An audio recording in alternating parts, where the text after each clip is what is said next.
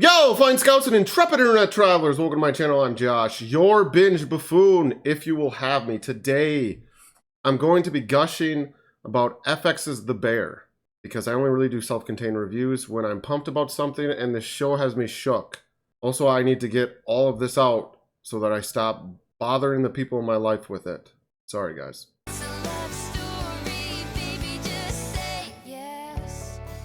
So The Bear. People have been talking about this show since it came out, so I'm very late to the game here. And a few days ago, I watched it. Over the course of those few days, I binged it, all of it. And I cried more than a few times.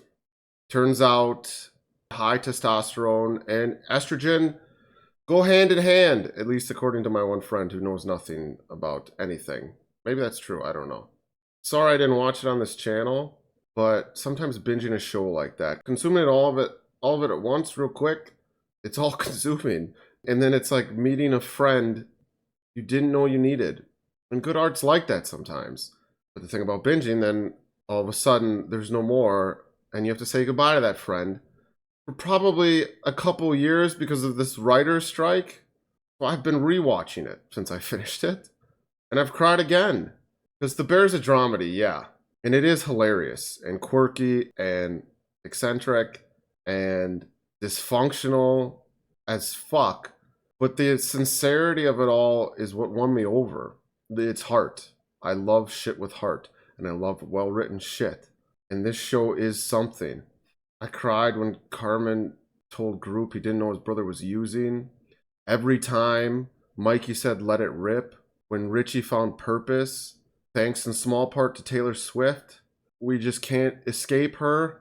I once even teared up over a chocolate banana, which is representative of how this show will bring even the smallest things back around just to let you know it cares. From an inclination to let it all burn to watching trains go by, like Richie does in episode 7 of season 2. Because the little things matter and every second counts, especially in the kitchen. For those who are unfamiliar, although I can't imagine you are, especially if you recognize everything I just said as references to the show. So I'm really just saying this as a formality. Christopher Store's The Bear is not a spin-off of Shameless. People have actually asked me that. The show follows Jeremy Allen White as Carmen Berzatto, a frickin' culinary prodigy who moves back home to Chicago to run his brother's sandwich shop, The Beef, after the latter's suicide. That's how the show starts out. And as it starts out, it does really feel like Carmi's journey at first glance, but as it goes on, it becomes about much more than that, as we, the audience, become embroiled in the kitchen, which is an absolute nightmare, and a place you'd only want to be in if you really wanted to be there. I don't know much about the culinary world or working in a kitchen outside of what I've heard Gordon Ramsay or Anthony Bourdain say, or what's been depicted in reality television. But apparently this show is on point in its depiction of that world. I don't need to tell you that. Everyone's been saying that. And that's what makes the show so fascinating. It's beautiful and astounding in that way. Not only is it a foodie's wet dream, but watching a kitchen in action can feel comparable to a bank heist, minus the cash, obviously, or a major sporting event, all wrapped up in a tortilla or some sort of fancy breading. I found myself clapping and saying, let's fucking go, chefs, while watching season 1's one-shotter app. I think it's called Review. And then again at the end of season 2, when they were cranking up AC/DC opening The Bear. Because this show really does help define the restaurant industry as a true sport. Certainly in regards to obsession, competition, risk and sacrifice in pursuit of a goal.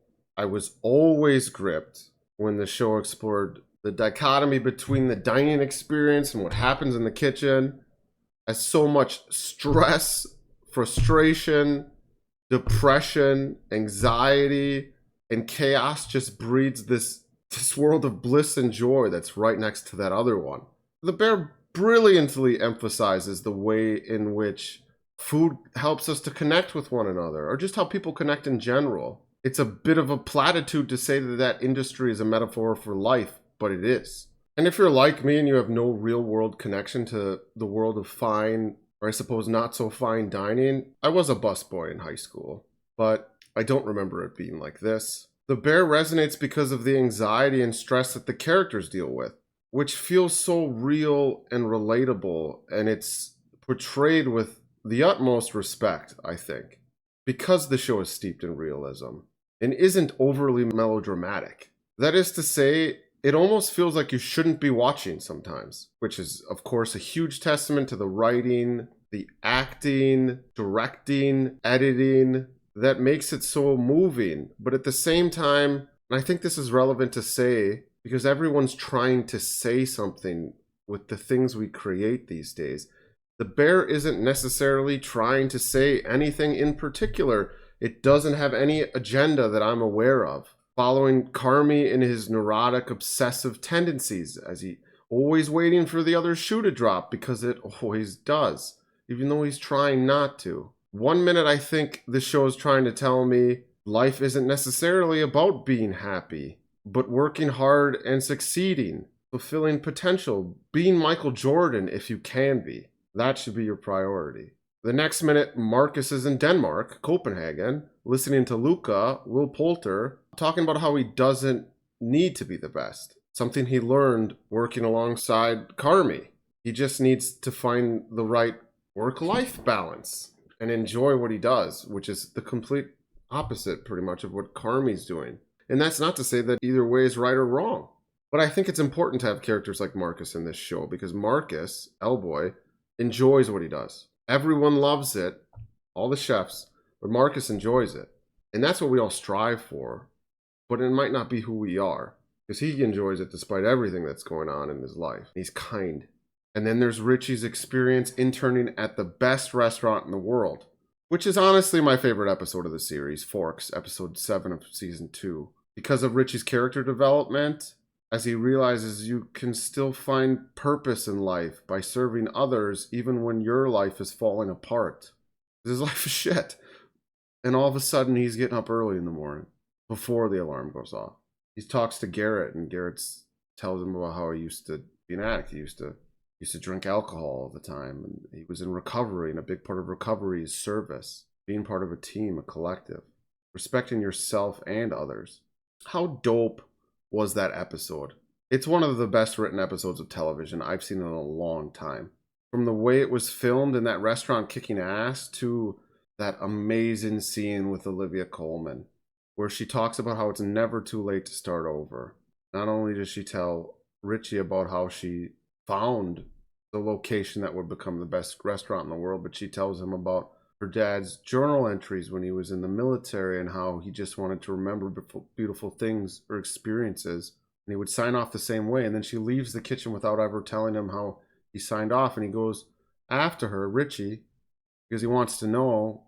And then you and him realize it's the thing we've been staring at this whole time. Every second counts. Cut to black. Taylor Swift plays again, just like when he's crying in the car singing the words he doesn't know, because everyone knows that song, even if we don't. We can't escape her. I stood up clapping by myself when that episode ended. Fuck yes, is what I think I said. In this room, on that TV behind me, I was watching it. And I wanted to record this review right then and there, but I hadn't finished season 2.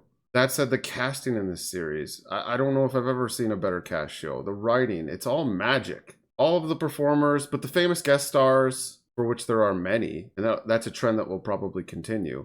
But I have to give flowers to John Bernthal and Jamie Lee Curtis because of how they expertly portrayed mental illness and how torturous it can be for those experiencing it and those around you. That Christmas episode was simultaneously hilarious, heartbreaking, and hard to watch. Families are crazy. I have a crazy family, and you watching this, your family's probably batshit as well. Life is crazy. We're all crazy. But these actors in the madness bounce off of each other so well. Jeremy Allen White, obviously. Ebon Moss-Bachrach, is that his name? Is Richie. I hated him at first. Not Ebon, but Richie. It's like I hated Tina. I don't hate Tina anymore. L-Boy's Marcus, I said. Edebiri as Sid is incredible. She's so charismatic. she's going to be huge. And her relationship with her father and her late mother parallels everything else, all these parental relationships and these family dynamics. Abby Elliott as Natalie's great. Matty Matheson, the Fact Brothers. I love Pete, Edwin, everyone. I also feel like I need to talk about Molly Gordon as Claire, because I've read a lot of things online criticizing her for being a manic pixie dream girl.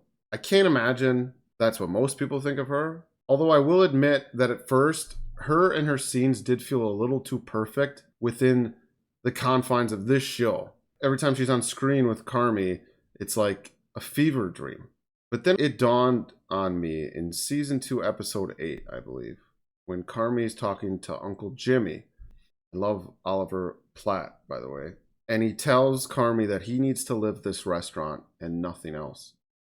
Right before Carmy tells him, think that he has a girlfriend. And then Uncle Jimmy goes something along the lines of, oh shit. And that's when it dawned on me. Claire is supposed to be perfect. She represents the life that Carmy will never have because of his obsession to be great. Because like I said before, for people like him, people embroiled, cemented in chaos, who've become accustomed to it, who have the potential to be truly great, life isn't necessarily about being happy.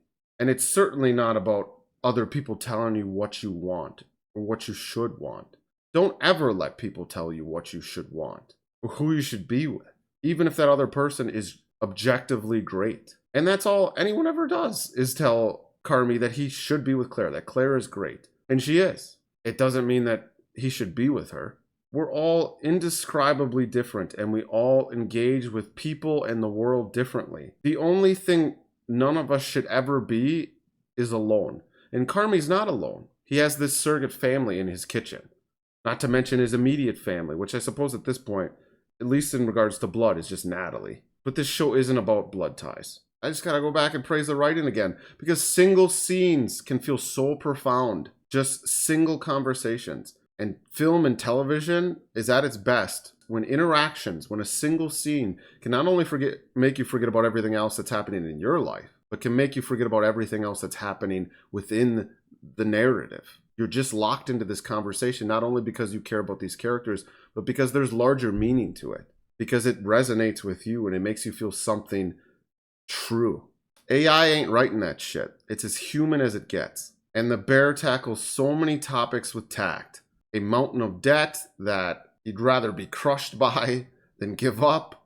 Addiction, the importance of surrogate families, the effectiveness of that, the truth of it, sacrifice, tenacity, grief. Because there's that thing where sometimes you just don't want to get over it. You want to feel it because if it fades, then that person fades and they're truly gone. Which is, I think, why Richie hangs on to the past and Carmy hangs on to the restaurant. They both do, at least in part.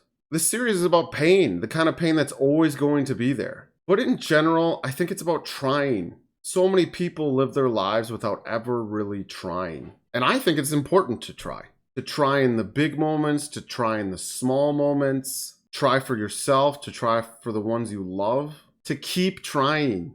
Forget how bloody you are and get back on that bike. Let it fucking rip. And to quote T Swift, because again, we can't escape her, it's a love story, baby. Just say yes, which is a bit creepy lyrically when you think about it. That's all I have for this one, I think. Big love to everyone who was bored enough to join me. Let me know your thoughts in the comments. Drive me off this platform if you must. Otherwise, like, subscribe, dislike for cathartic reasons. Drink water, stay young, and remember, don't be an idiot, be a buffoon. Peace.